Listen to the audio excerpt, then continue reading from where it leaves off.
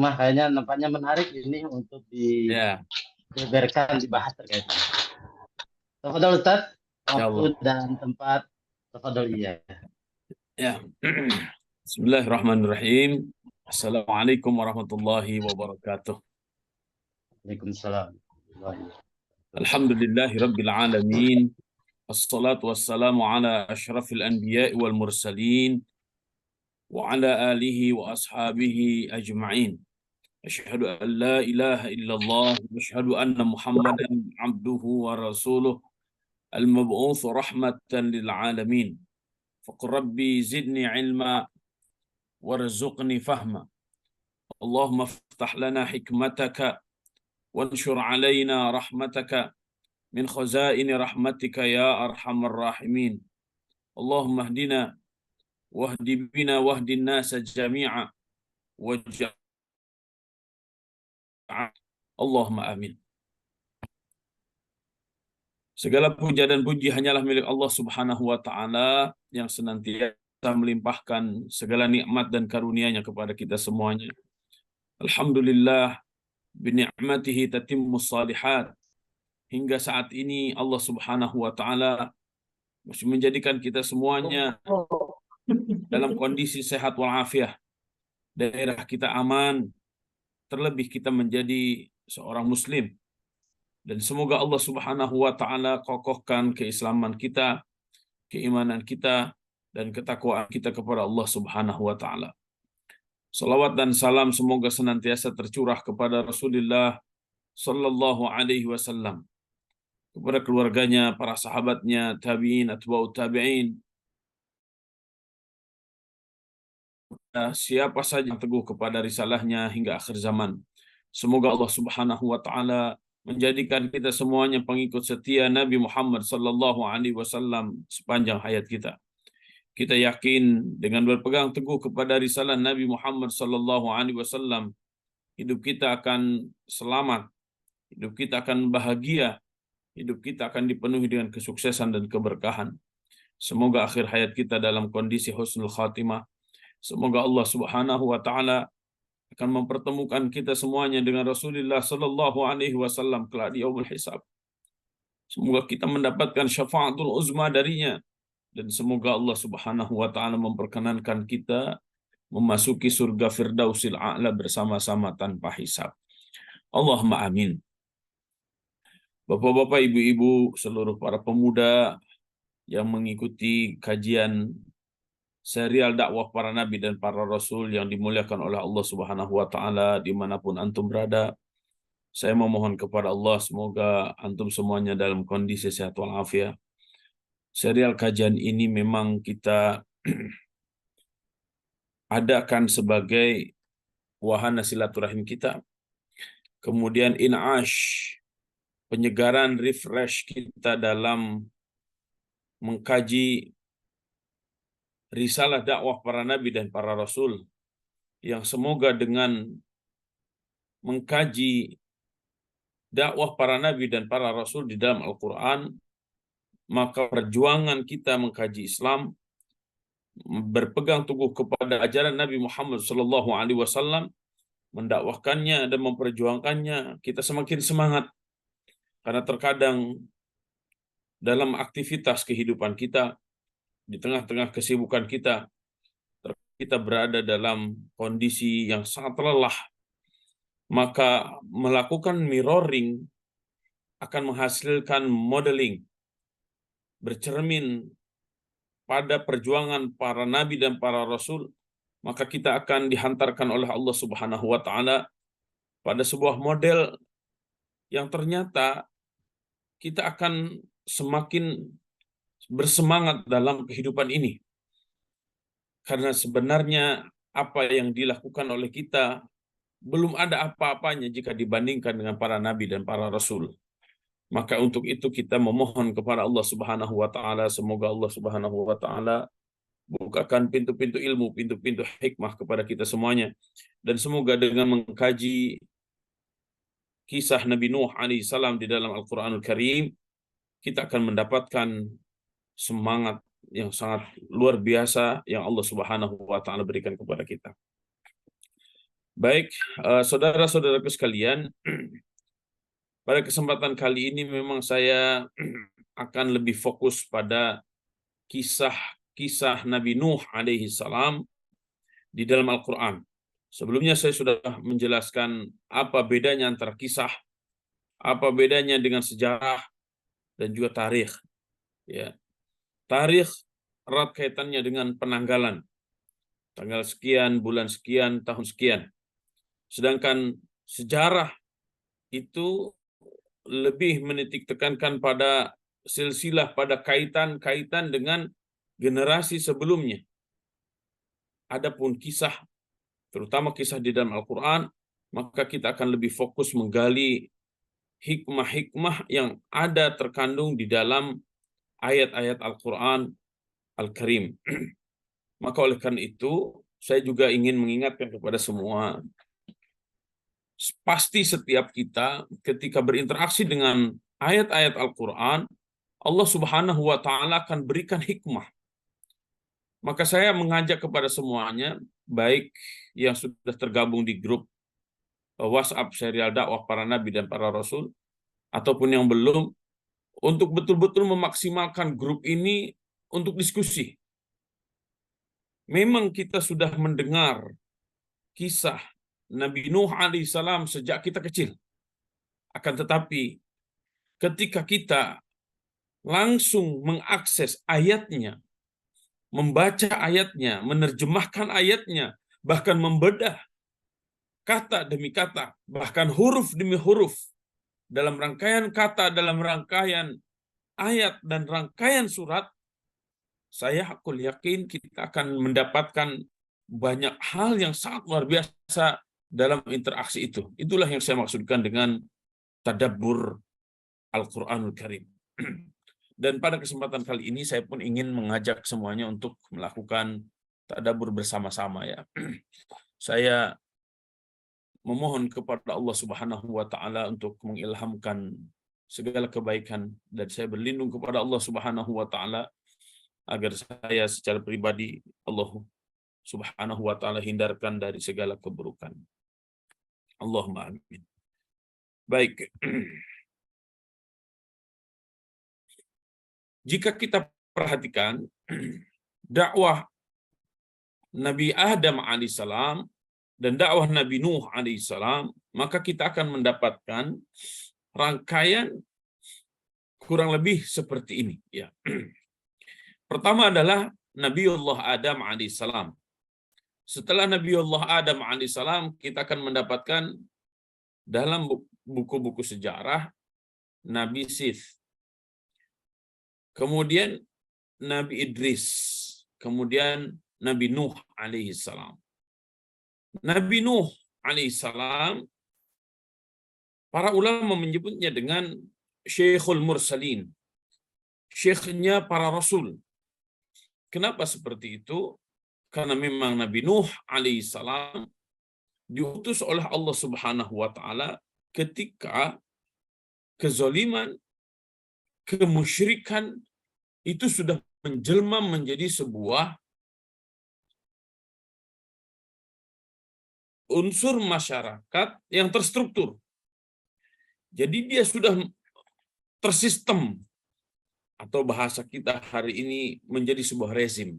Nah, maka Nabi Nuh alaihissalam ketika melihat seperti itu diutus oleh Allah Subhanahu wa Ta'ala menjadi nabi dan rasul. Dan memang jika kita bandingkan dari segi waktu, Nabi Nuh alaihissalam memiliki masa yang sangat panjang sekali. Saya tidak membahas Nabi Sith, kemudian Nabi Idris alaihi wassalam, walaupun memang disebutkan Nabi Idris di dalam Al-Quran hanya 2 kali, dan Nabi Sith tidak disebutkan secara langsung hanya di dalam Al-Quran, karena pendeknya itu di dalam Al-Quran.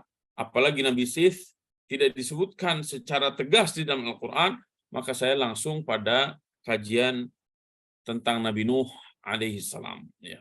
Itu kenapa saya tidak membahas secara detail tentang kedua nabi ini. Ya. Secara umum, Nabi Sith adalah pelanjut dakwah Nabi Adam alaihissalam, ya, kemudian Nabi Idris juga demikian, dan Nabi Idris memiliki kekhususan, di mana Nabi Idris disebut Nabi Idris, ya, dalam riwayat banyak menyebutkan bahwa Nabi Idris itu namanya adalah Akhnuh. Ya, Akhnuh itu Nabi Idris. Kenapa disebut Idris? Idris itu terambil dari kata darosa. Jika Nabi Adam alaihissalam, manusia pertama yang sangat cerdas karena langsung diberikan ilmu pengetahuan oleh Allah Subhanahu wa taala, dengan ilmu nanti akan terbuka banyak hal, dan Nabi Idris alaihissalam adalah nabi yang sangat bersemangat di dalam belajar. Bahkan Nabi Idris alaihissalam telah melakukan proses menulis, ya, di dalam suhuf, di dalam lembaran-lembaran yang wallahu a'lam teknologi kertasnya seperti apa. Apakah betul dalam kertas atau dalam lempengan-lempengan kulit pohon kayu atau dalam batu atau dalam apa. Yang jelas Nabi Idris alaihissalam menurut para ulama sudah seperti itu. Kemudian Nabi Idris alaihissalam dengan kecerdasannya Allah Subhanahu wa taala berikan kepada beliau, beliau pula menjadi manusia yang pertama kali menjahit pakaian, ya. Ini secara umum seperti itu, tapi saya tidak akan bahas secara detail tentang Nabi Idris alaihissalam karena penelusuran saya tentang Nabi Idris alaihissalam hanya 2 saja disebutkan di dalam Al-Qur'anul Karim. Yang pertama surat Maryam ayat 56 dan yang kedua adalah surat Al-Anbiya ayat 85. A'udzubillahi minasyaitonirrajim. Wadhkur fil kitabi Idris innahu kana siddiqan nabiyya. Dan ceritakanlah Muhammad kisah Idris di dalam kitab Al-Qur'an ini. Ya, sesungguhnya dia seorang yang mencintai kebenaran dan seorang nabi. Jadi Nabi Idris itu adalah seorang nabi. Itu tegas di dalam surat Maryam ayat 56. Kemudian wa Ismaila wa Idrisa wa Dzulkifl kullu minas sabirin. Dan ingatlah kisah Ismail, kisah Idris dan kisah Zulkifli. Mereka semua termasuk orang-orang yang sabar. Ini dalam Al-Qur'an hanya seperti ini, ya. Nah, kemudian kita akan masuk pada pembahasan Nabi Nuh alaihissalam. Jika kemarin kita bahas, ya, bahwa Allah Subhanahu wa taala menjadikan Nabi Adam alaihissalam sebagai manusia pertama. Dengan disebutkannya Nabi Adam alaihissalam sebagai manusia pertama, ini membungkam seluruh tuduhan-tuduhan, sangkaan-sangkaan, praduga-praduga, dan keyakinan-keyakinan orang bahwa cikal bakal manusia itu dari kera. Darwinisme namanya. Di dalam Islam sudah sangat jelas. Maka saya ingin mengajak kepada seluruh para guru, baik di tingkat SD, SMP, SMA, bahkan sampai kuliah. Ya. Tadi siang saya menyempatkan diri untuk membahas DNA. Banyak yang menyambungkan manusia pada kera, padahal sangat jauh berbeda. Maka Al-Qur'anul Karim sebagai wahyu, teks agama yang dia juga menjadi data bagi peradaban umat manusia, ya. Maka Nabi Adam alaihissalam dipilih oleh Allah Subhanahu wa taala sebagai manusia pertama, dan dari Adam beserta pasangannya yaitu Hawa, manusia ini menjadi berkembang biak. Wa batsa minhuma rijalan katsiran wa nisaa. Allah Subhanahu wa taala lahirkan dari Nabi Adam dan Hawa ini rijalan katsiran wa nisaa, para lelaki dan perempuan, ya, yang sangat banyak. Nanti di antara keturunan Nabi Adam alaihissalam, sebagaimana yang tadi saya sebutkan, ada akan lahir dari Nabi Nuh alaihissalam, dari jalur siapa? Dari jalur Nabi Idris, ya, kemudian bersambung kepada Sith sebagai anaknya Nabi Adam alaihissalam. Nah, Nabi Nuh ini ditegaskan oleh Allah Subhanahu wa taala dengan innallaha astafa. Allah telah memilih Nabi Adam dan Nabi Nuh. Ditegaskan secara personal, bukan keluarga. Kenapa ini sangat penting? Karena nanti ada perbandingannya yang Allah Subhanahu wa taala sebutkan. Apa itu? Ala Ibrahim, keluarga Ibrahim. Kalau Ibrahim disebutkannya ala Ibrahim, keluarga Nabi Ibrahim alaihissalam. Kenapa? Karena nanti setelah Nabi Ibrahim alaihissalam, semua para nabi dan para rasul tersambung dengan Nabi Ibrahim alaihissalam, baik dari jalur Nabi Ishak atau Nabi Ismail alaihi wassalam. Nabi Ismail lahir sebagai putra pertama dari Hajar, ya. Kemudian Nabi Ishak lahir sebagai anak kedua dari istri pertama, yaitu Sarah. Kemudian disebutkan nanti wa ala Imran, dan keluarga Imran ini sebagai perbandingan, ya. Jika Adam, Nuh dan Ibrahim itu semuanya para nabi, baik secara personal menjadi contohnya ataupun secara keluarga pada keluarga Nabi Ibrahim, kemudian disebutkan wa ala Imran, dan keluarga Imran. Imran bukan nabi, akan tetapi Imran orang yang saleh yang Allah Subhanahu wa taala nanti takdirkan lahir dari Imran itu Maryam, dan dari Maryam akan lahir Nabi Isa alaihi salam. Nah, alal alamin, di seluruh alam. Maka oleh karena itu sangat penting bagi kita memahami, mengkaji dan memahami dakwahnya Nabi Nuh alaihi salam sebagai gambaran dan cermin dalam perjuangan dakwah kita, baik pada saat ini ataupun di masa yang akan datang. Kemudian kita akan mendapatkan beberapa penjelasan sebenarnya dari para ulama. Ini sangat kaya sekali. Imam Ibnu Katsir rahimahullah ta'ala. Bapak-bapak, ibu-ibu, saudara-saudaraku sekalian bisa buka nanti di dalam tafsir Imam Ibnu Katsir, dan juga di dalam Al-Bidayah wa Nihayah, kemudian di dalam Qasasul Anbiya Imam Ibnu Katsir rahimahullah ta'ala. Dalam Sahih Imam Al-Bukhari, Ibnu Abbas radhiyallahu an, ini juga menjelaskan kurang lebih seperti ini, ya. Kana baina Adam wa Nuh asyratu qurun. Jarak antara Nabi Adam dan Nuh itu asyratu qurun. 10 kurun, 10 korn, ya. Kurun waktunya 10. Nah, pertanyaannya, berapa sebenarnya yang dimaksud dengan 100 tahun itu? Ya, jika yang dimaksud dengan kurun adalah 100 tahun, sebagaimana pemahaman umum kebanyakan manusia, berarti jarak antara keduanya adalah 1000 tahun.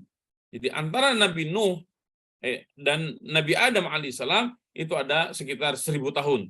Tetapi jika tidak menutup kemungkinan lebih dari 1000 tahun, karena Ibnu Abbas mengatakan bahwa semuanya dalam keadaan Islam, sehingga mungkin ada saja beberapa abad terakhir sebelum Nabi Nuh alaihissalam manusia tidak dalam keadaan beragama Islam. Sedangkan bila yang dimaksud dengan kurun adalah satu generasi. Jadi asyru qurun itu bisa 1000 tahun, atau itu hanya sebatas ancang-ancang atau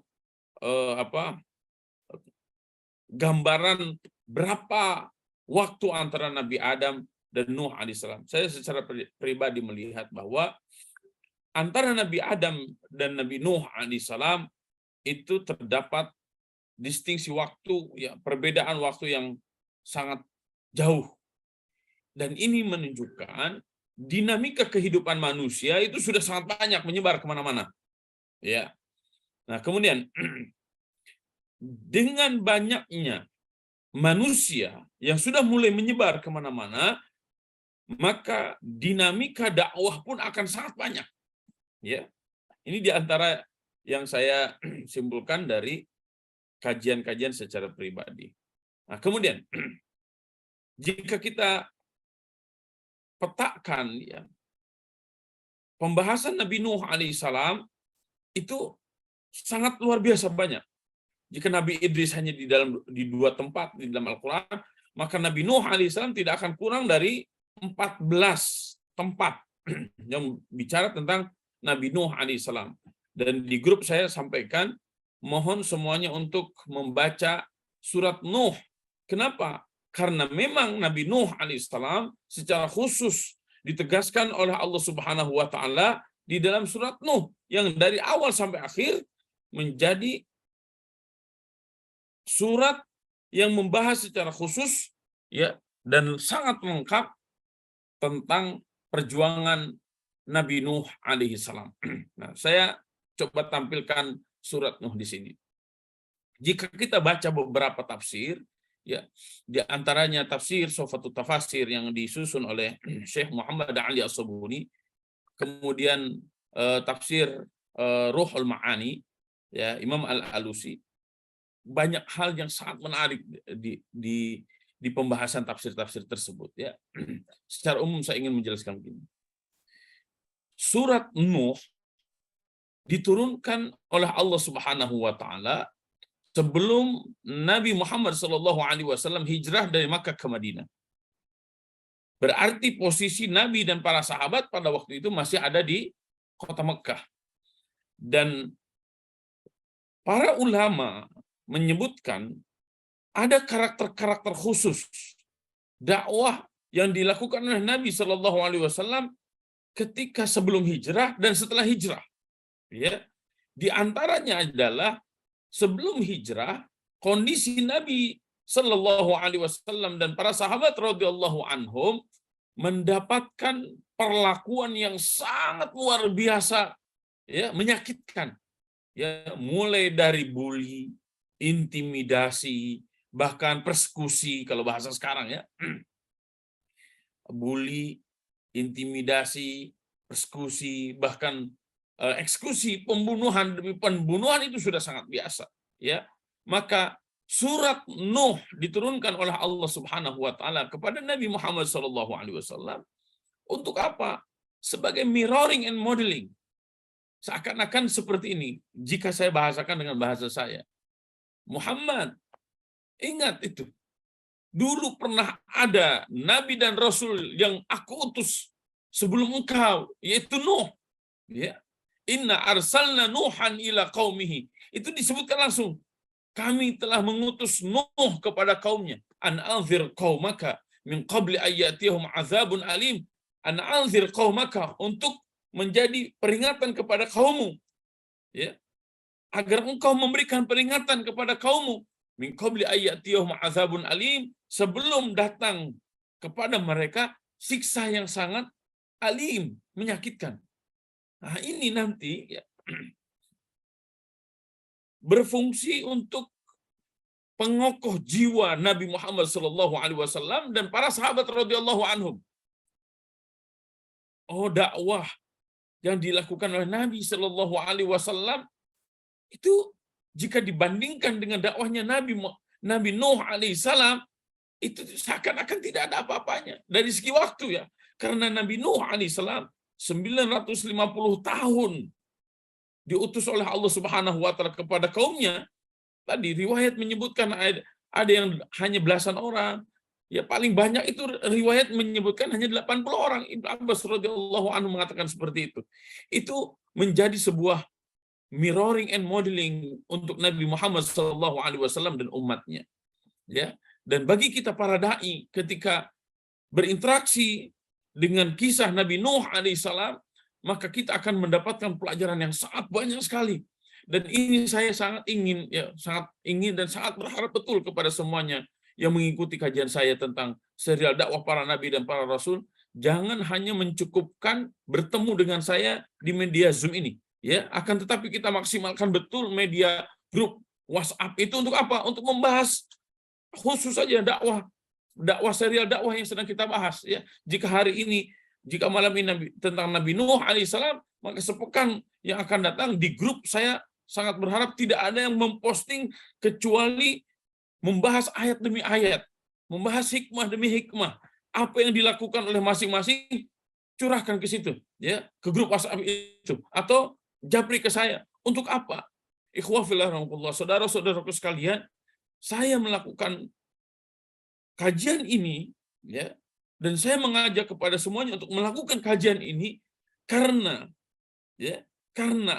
semua fenomena yang ada antara kita dengan zaman para nabi dan para rasul itu tidak akan beda, tidak akan jauh beda substansinya, ya. Yang membedakan hanya orangnya, hanya tempatnya, hanya waktunya, hanya tanggalnya, hanya bulannya, mungkin hanya harinya, itu nanti pembahasannya sejarah. Sedangkan substansi dari sebuah sejarah itu nyaris sama. Ya, nanti saya akan jelaskan itu. Ya. Ini juga apa yang terjadi pada Nabi Nuh alaihissalam. Ya. Jika tadi dikatakan 1000 tahun setelah Nabi Adam alaihissalam, kemudian kita hari ini sudah 1400 lebih, 1445 tahun Hijriah. Ternyata substansinya hampir sama. Nanti saya akan tunjukkan ya. Nah, dakwah Nabi Nuh alaihissalam dengan dakwah Nabi Muhammad sallallahu alaihi wasallam substansinya sama. Kan memang seluruh dakwah para nabi dan para rasul itu sama. An ya'budullaha wattaquhu ati'un. Itu an ya'budullaha wa hendaklah kalian semuanya beribadah hanya kepada Allah. Wattaquhu, dan bertakwalah hanya kepadanya. Wa ati'un, dan kalian semuanya ya, taati aku di sini berarti sallallahu alaihi wasallam berarti menyembah hanya kepada Allah, bertakwa hanya kepada Allah. Maka Nabi Nuh alaihissalam mengajak seluruhnya untuk mentaati Nabi Nuh alaihissalam kepada Allah dan taat mengikuti nabinya. Kemudian konsekuensi ketidaktaatan mereka kepada Allah dan kepada para nabi yang Allah Subhanahu wa taala utus kepadanya. Ini nanti akan menjadi sebuah pola yang sangat menarik untuk kita kaji. Pada kesempatan kali ini saya ingin memetakan 4 hal ini. Ya. Yang pertama adalah ketika kemusyrikan sudah mulai nampak terlihat dan telah terorganisir menjadi sebuah rezim lah kalau bahasa sekarang, ya, terstruktur dan masif, ya. Walaupun ada tokoh-tokoh yang dimunculkan di dalam surat Nuh tadi yang kita bahas, ya. Nah, di sini nih. Wa qalu la tadharunna alihatakum wa la tadharunna wadda wa la suwa'a wa la yaghutha wa ya'uqa wa nasra. Nah, ini nama-nama berhala pada zaman Nabi Nuh alaihissalam yang mereka jadikan patung-patung yang sangat besar. Kemudian di sekeliling patung-patung besar itu ada juga patung-patung. Jadi sudah ratusan bahkan ribuan, ya. Dan disinilah nanti pola-pola kemusyrikan itu dilakukan. Baca dalam tafsir-tafsir para ulama, siapa Waddan itu, siapa Suwa'an itu, siapa Yaguth itu, siapa Ya'uq itu, siapa Nasra itu. Mereka semuanya adalah orang-orang saleh. Tapi ketika mereka dijadikan patung, ya, personifikasi dari tokoh-tokoh itu, ya. Ini saya tidak membahas patung yang akan dibangun di Bandung, ya. Tapi itu adalah langkah-langkah mana, ya, kemusyrikan itu akan terjadi, ya. Maka di dalam Islam membikin patung itu haram hukumnya. Kenapa? Karena sejarah membuktikan bahwa kemusyrikan itu berawal dari al-ghulu, ya, berlebih-lebihan, fanatisme berlebih-lebihan baik terhadap orang ataupun terhadap kelompok, ya.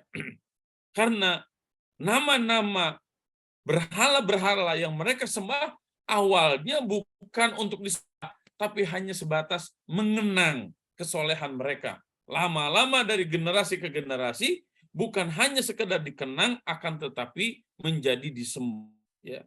Nah, ini kemusyrikan, awal kemusyrikan yang sudah masif, bahkan terorganisir penyebarannya, ya. Yang mereka sebut nanti pusat-pusat berhala itu dengan ma'bad, tempat-tempat ibadah. Kemudian ketika kemusyrikan sudah merajalela, ya, sudah sangat terorganisir, maka apa yang dilakukan oleh Nabi Nuh alaihissalam, di sini pula Nabi Nuh alaihissalam melakukan dakwah dengan sangat gencar, ya. lailan wa nahara, siang dan malam, ya. Kemudian apa? Sembunyi-sembunyi atau terang-terangan. Ini menunjukkan bahwa pola dakwah yang dilakukan oleh Nabi Nuh alaihissalam ketika melihat kemusyrikan yang sangat luar biasa, maka beliau dengan sangat luar biasa pula melakukan dakwah terhadap umatnya. Ini nanti menjadi pelajaran yang sangat berharga bagi kita. Hari ini ya kemusyrikan sudah ada di mana-mana. Ya, hari ini ya kezoliman sudah ada di mana-mana. Apakah kita akan diam saja? Kemudian kita hanya sebatas hidup untuk diri kita. Kita tidak mau berdakwah pada keluarga, pada tetangga, dan kepada umat secara umum. Malu kita dengan Nabi Nuh alaihissalam yang melakukan dakwahnya adalah lailan wa nahara. Kalau bahasa kita mungkin ini sip 1, sip 2, sip 3 gitu ya. Sip siang, sip malam. Semuanya digunakan untuk berdakwah. Dan nanti kita akan mendapatkan juga banyak orang yang tidak berdakwah karena kebodohan ya atau karena trauma di dalam pergerakan. Nah, ini juga nanti akan menjadi penyakit-penyakit di dalam gerakan dakwah. Kemudian, apa sikap kaumnya terhadap dakwah Nabi Nuh alaihissalam? Nah, ini akan kita dapatkan di semua sikap-sikap umat terhadap dakwahnya para nabi dan para rasul. Dan ini juga bagi kita hari ini, jika kita dianggap orang gila dalam dakwah, jika kita ditolak dalam dakwah, ya biasa-biasa saja. Kenapa? Emang dari dulu juga begitu. Ya. Nabi Nuh alaihissalam disebut sesat, disebut gila. Ya. Kan sama, Nabi Muhammad SAW juga seperti itu. Kalau kita hari ini, ya mohon maaf ini wahai para ustadz, kita tidak pernah ada orang yang langsung ketika kita berdakwah langsung, ustadz gila, ustadz sesat, nggak akan pernah. Bahkan kita harus berintrospeksi pada diri kita semuanya. Kita dakwah hari ini disambut oleh banyak orang. Bahkan ketika kita pulang kita diamplopin, bahkan bukan hanya diamplopin kalau ceramah di ibu-ibu, ya dikasih bingkisan, dikasih makanan, dikasih segala macam. Apakah itu dakwah? Ya. Alhamdulillah wa syukurillah. Jadi sebenarnya kita tidak ada apa-apanya dengan dakwah para nabi dan para rasul. Tapi baru saja kita mendapatkan sedikit ujian di dalam kehidupan kita, seakan-akan kita lah mujahid yang sangat luar biasa. Padahal kita belum apa-apanya nih. Kemudian apa yang didapatkan oleh kaumnya Nabi Nuh alaihissalam, kita nanti akan melihat bagaimana topan, kemudian banjir, bahkan ditenggelamkan ya. Kemudian secara saintifik ya banyak yang membahas ya bagaimana teknologi pembuatan kapal ya, kemudian apa alat komunikasi yang digunakan oleh Nabi Nuh alaihissalam dengan anaknya. Saya secara pribadi itu hanya sebatas kira-kira banyak para ahli sains yang memperkirakan teknologi ini, teknologi itu, teknologi ini, teknologi itu. Dan itu bukan wilayah saya ya. Baik. Saya akan langsung mengajak Bapak-bapak, Ibu-ibu untuk melihat secara ini ya. Ayat ke ayatnya. Karena memang kita ingin melihat apa hikmah di balik dakwahnya para nabi dan para rasul di dalam Al-Qur'an. Dan insya Allah nanti saya akan share di grup metodologi tadabbur yang biasa saya lakukan ya. Ini kita langsung dulu praktek untuk mentadabburinya. A'udzubillahi minasyaitonirrajim. Wa qalu la tadharunna alihatakum wa la tadharunna wadda wa la suwa'a wa la yaghutha wa ya'uqa wa nasra. Wa qalu, dan mereka berkata. Berarti mereka di sini memang sudah sangat banyak. Kalau bahasa kita itu followersnya atau para netizennya ya, para fansnya tuh. Mereka semuanya sepakat, la tazarunna. Kalian semuanya jangan sekali-kali meninggalkan. Itu nun di situ untuk menunjukkan bahwa perintah ini sangat serius dan pasti akan ada akibatnya, ya. Kalau tidak serius, tidak berakibat, maka tidak mungkin ada nunnya di situ. Itu nun di situ nun thiqal, ya, untuk menunjukkan keseriusan, ya. Kemudian Apa yang mereka larang itu? Jangan sekali-kali meninggalkan alihatakum, Tuhan-Tuhan kalian. Wala tadharunna, dan kalian jangan pernah meninggalkan waddan wala suwa'an, ya. Tidak, jangan sampai berhenti menyembah wadda, menyembah suwa'a, menyembah yagusa, menyembah ya'uqa dan nasra. Ini dakwah orang-orang musyrik pada waktu itu, ya. Saya katakan di sini sudah merebak dan terorganisir karena di sini kata-katanya adalah waqalu, dan mereka semuanya telah berkata. Nah, kemudian lebih jelas lagi di surat Hud ayat 27. Faqala al-mala'u alladzina kafaru. Berkata al-mala'. Al-mala' itu pemuka-pemuka. Alladzina kafaru, orang-orang kafir, min qaumihi, dari kaumnya Nabi Nuh. Ma naraka illa basyara. Ma naraka, kami melihat engkau illa basyara, hanya orang biasa saja, misalnya seperti kami. Wa ma naraka taba'aka, dan kami tidak melihat orang yang mengikutimu illa alladzina hum aradhiluna, kecuali orang-orang yang bodoh, orang-orang yang hina, ya. Terus buat apa kami beriman kepadamu wahai Nuh, gitu tuh. Ini ejekan kaumnya Nabi Nuh, ini ejekan para pemuka-pemuka, orang-orang kaya, para politisi, atau sekarang itu oligarki lah, ya. Para penguasa-penguasa, pemuka-pemuka, mereka, para tokoh-tokoh mereka mengatakan seperti itu. Ngapain sih kamu? Emang kamu siapa sih? Kamu tuh apa sih? Kamu tuh siapa sih? Nggak ada bedanya dengan kami. Nah, ini penghinaan-penghinaan kan. Dan tidak ada yang mengikuti kamu kecuali orang-orang yang hina di antara kami. Nah, ini hinaan terhadap para nabi. Dan di sini juga bagi kita sebagai para dai, ya, jangan pernah menyepelekan orang.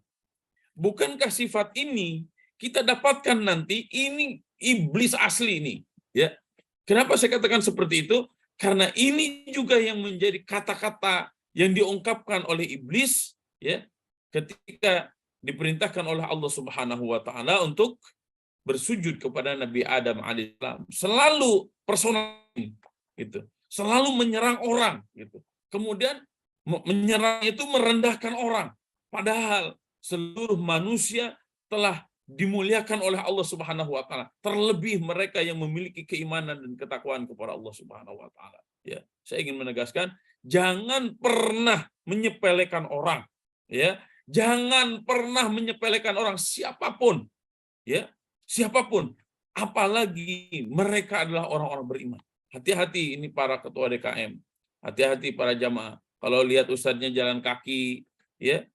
Kalau lihat ustadznya pakai motor, kalau lihat ustadznya pakai mobil biasa, kalau lihat ustadznya pakai mobil mewah, itu biasanya, ya, yang saya rasakan hampir 20 tahun berkecimpung dalam dunia dakwah, itu sikapnya berbeda kepada ustadz, ya. Kepada alim ulama berbeda. Ingat bahwa Islam ini yang menjadi standar bukan harta, bukan pangkat, bukan jabatan, bukan kendaraan, bukan status. Ya, bukan itu. Tapi dakwah ilallah itu standarnya adalah berpegang teguh kepada Al-Quran dan Sunnah Nabi SAW. Kalau Nabi Nuh alaihissalam mengingatkan umatnya untuk fattakullah, bertakwalah kepada Allah Subhanahu wa taala, beribadah kepada Allah, bertakwa kepada Allah, dan mengikuti Nabi Nuh alaihissalam. Ini yang menjadi standar dakwah, ya. Dan kita bisa lihat zaman Nabi Nuh alaihissalam itu sebenarnya tidak jauh beda dengan kita ketika kemusyrikan, kezoliman, kefasikan, kekafiran sudah menjelma menjadi sebuah rezim. Ya. Kemudian apa yang dilakukan oleh Nabi Nuh alaihissalam? Nah, ini nih metode dakwah dan inti ajaran para nabi dan para rasul. Saya hanya menunjukkan ini, ya. Kemudian secara khusus nanti bagaimana dakwah Nabi Nuh alaihissalam kepada anaknya. Yang pertama adalah dari segi waktu. Ya.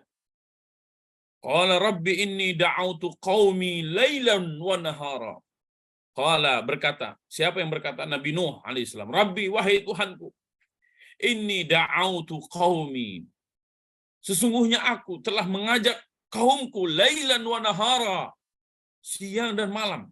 Ini menunjukkan stamina Nabi Nuh alaihissalam yang sangat luar biasa. Ya.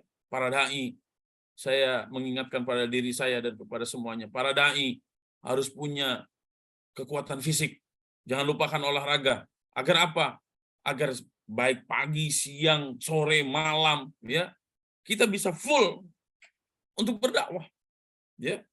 Jadi mau sip 1, mau sip 2, mau sip 3, full untuk dakwah.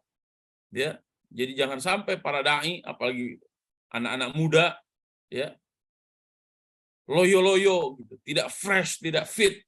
Maka saya mengajak kepada semuanya, jaga stabilitas kesehatan Anda, apalagi masih sangat muda. Ya, mudah-mudahan Allah Subhanahu Wa Taala menjaga kesehatan saya dan kesehatan antum semuanya. Ini dari segi waktu ya. Jadi jangan sisakan waktu dalam hidup kita kecuali untuk dakwah. Baik untuk guru, orang tua, guru, pak dosen, para pembisnis, bahkan teman-teman semuanya yang ada bekerja di pabrik, dimanapun, gunakan waktu kita untuk dakwah. Nabi Nuh alaihissalam telah mencontohkan itu. Kemudian, "Tsumma inni a'lantu lahum wa asrartu lahum israra." Kemudian aku menyuruh mereka secara terbuka dan diam-diam. Nabi Nuh alaihissalam melakukan dakwah baik secara terbuka. Kalau terbuka itu tabligh akbar zaman kita, ataupun diam-diam. Diam-diam itu apa? Seorang ya, dari pribadi ke pribadi, dari rumah ke rumah, mungkin tidak di-shoot ya oleh kamera, nggak apa-apa. Ya. Hei para ustadz, teman-teman sekalian, jangan sampai Anda mengatakan dakwah itu cukup di atas panggung. Jangan. Kenapa? Karena dakwah bukan hanya itu. Para nabi dan para rasul sejak awal telah mencontohkan dakwah itu ya, baik yang secara terbuka, tabligh akbar, ceramah-ceramah umum, khutbah Jumat, akan tetapi ada dakwah pula yang sifatnya fardiyah, dakwah fardiyah. Bahkan dakwah fardiyah itu kalau kita lihat ya, fase dakwah Nabi Muhammad SAW 13 tahun lamanya Nabi SAW terus melakukan dakwah fardiyah dan sirriyah. Ya, dakwah fardiyah itu dakwah secara pribadi-pribadi, sirriyah itu tidak diliput oleh media. Kalau sekarang tidak diupload dah di medsos ya. Dakwah aja terus jalan. Ya. Ini waktu dan metode dakwah yang digunakan ya. Kemudian, apa sebenarnya inti ajaran yang diajarkan oleh Nabi Nuh alaihissalam? Tadi di surat Nuh saya sudah sampaikan, dan di sini saya sebutkan dalam surat Al-A'raf ayat 59 ya. A'udzubillahi minasyaitonir rajim. Laqad arsalna Nuhan ila qaumihi faqala ya qaumi i'budullaha ma lakum min ilahin ghairuh inni akhafu 'alaikum 'adzab yaumin 'adzim. Sungguh telah kami utus Nuh kepada kaumnya. Ya. Faqala ya qaumi i'budullah. Nah ini inti dakwah Nabi Nuh. Ya qaumi, wahai kaumku, u'budullah. Sembahlah oleh kalian semua Allah. Saya mendapatkan di antara hikmah-hikmah ketika Al-Qur'an menyebutkan ya qaumi, itu menunjukkan bahwa orang tersebut memang bagian dari kaum tersebut. Ya, contoh begini. Usmoluddin orang Garut. Maka saya menyebut orang Garut itu ya qaumi. Kenapa? Karena memang saya orang Garut asli. Ya. Walaupun marga saya Siregar ya. Sisa remaja Garut. Nah, itu di antara hikmah ya qaumi. Ini menunjukkan bahwa Nabi Nuh itu bukan orang lain, bukan orang asing, akan tetapi orang kampung sendiri gitu. Nah, ini jangan sampai ada alasan bagi para dai, aduh, susah dakwah di kampung sendiri mah gitu. Beda dengan dakwah di tempat yang lain. Jangan ada alasan seperti itu. Kenapa? Karena mayoritas para nabi dan para rasul justru diutus oleh Allah Subhanahu wa taala langsung dari kaumnya. Bahkan kenapa ya? Kenapa para nabi dan para rasul selalu diutus dari kaumnya? Ya, kecuali Nabi Isa alaihissalam, karena memang Nabi Isa alaihissalam tidak ada kaitan darah. Kemarin pada pertemuan pertama saya sudah jelaskan. Ketika Allah Subhanahu wa taala menyebutkan Nabi Musa dengan ya qaumi, tapi Nabi Isa alaihissalam dengan ya Bani Israel, karena memang Nabi Isa alaihissalam tidak punya bapak dari Bani Israel. Ya. Sehingga Nabi Isa alaihissalam tidak tidak salah jika langsung menyebutkan ya Bani Israel, karena memang putus itunya, nasabnya putus dari Bani Israel. Beda dengan Nabi Musa alaihissalam, yang memang Nabi Musa alaihissalam lahir tumbuh dan darahnya tersambung pada Bani Israel. Ya. Ini menunjukkan bahwa ya, para dai kita semuanya, ayo bersemangat. Wabil khusus dakwah di kampung-kampung kita. Ya. Jadi jangan sampai begini. Giliran dakwah di kota semangat gitu, tapi melupakan kampungnya. Jangan. Para dai tidak boleh melupakan kampung masing-masing. Jangan sampai di kota-kota ramai dengan dakwah Islam, ya. Kemudian kampung-kampung kita sepi dengan dakwah Islam, ya. Jangan-jangan kita meramaikan dakwah di kota-kota itu karena apa? Karena di kota dapat amplop, dapat apa?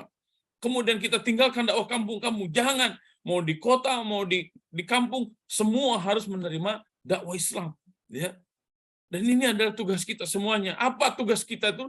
U'budullah ma lakum min ilahin ghairuh. Ya. Ini adalah basyiran wa nadhira. Dakwah prioritas itu mengajak semua orang agar mereka mengenal Allah. Ketika mereka mengenal Allah, maka mereka ingin beribadah kepada Allah Subhanahu wa taala, dan mereka tidak akan menyekutukan Allah Subhanahu wa taala dengan yang lainnya.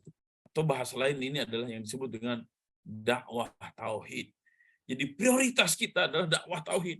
Nah, hari ini umat ini, bahkan mungkin kita nggak terlalu kenal dengan Allah itu siapa. Kita mayoritas, tapi pemahaman kita terhadap Islam sangat rendah sekali. Jangankan pemahaman terhadap Islam, ya, kemampuan mayoritas umat Islam di Indonesia membaca Al-Quran sangat rendah. 72% umat Islam di Indonesia tidak mampu membaca Al-Quran. Ya wajar, ya, kondisi negara kita seperti ini. Kenapa? Karena kita lemah dengan Islam. Ya.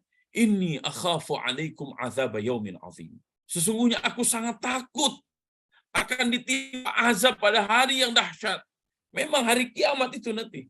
Tapi ternyata ya, siksa yang diberikan kepada kaumnya Nabi Nuh alaihissalam bukan hanya nanti, akan tetapi di dunia saja mereka sudah disiksa oleh Allah Subhanahu wa taala. Bagaimana itu antara dakwah dengan siksa yang diberikan oleh Allah Subhanahu wa taala kepada kaum Nabi Nuh alaihissalam, itu panjang sekali, ya. Panjang sekali, lama sekali, karena memang tidak sadar-sadar akhirnya mereka ditimpakan azab oleh Allah Subhanahu wa taala. Kemudian, nah ini saya ingin secara khusus ya menunjukkan bagaimana dakwah Nabi Nuh alaihissalam kepada anaknya. Wa qala irkabu fiha bismillahi majriha wa mursaha. Wa qala irkabu, berkatalah irkabu, naiklah kalian semuanya ke dalam kapal, ke dalam bahtera. Bismillahi majriha wa mursaha, dengan menyebut nama Allah Subhanahu wa taala, ya. Bismillah, dengan menyebut Allah, dengan menyebut nama Allah, majriha pada waktu berlayar, wa mursaha, dan waktu berlabuh. Inna rabbi laghafurur rahim, sesungguhnya Tuhanku Maha Pengampun, Maha Penyayang. Kemudian, wa hiya tajri bihim fi maujin kal jibal. Wa hiya, dan kapal itu berlayar membawa mereka ke dalam gelombang laksana gunung-gunung. Wa nada Nuh ibnahu, wa nada, dan memanggil Nuh ibnahu, anaknya. Wa kana fi ma'zilin, dan pada waktu itu Nabi Nuh alaihissalam melihat anaknya sendirian terpencil. Ya bunayya kam ma'ana, ya bunayya. Nah ini, kata-kata ya bunayya itu menunjukkan kasih sayang yang sangat luar biasa antara seorang ayah kepada anaknya. Walaupun Nabi Nuh tahu anaknya yang satu ini, ya, di dalam Taurat, di dalam Injil, Perjanjian Lama, Perjanjian Baru, itu disebutkan namanya memang Kan'an. Ya. Kan'an ini sudah jelas-jelas dengan ibunya menolak dakwah Nabi Nuh alaihissalam. Tapi Nabi Nuh alaihissalam memanggil anaknya itu dengan ya bunayya. Ujang anaki, Cuk dia. Gitu tuh. Irkam ma'ana, mari bersama kami.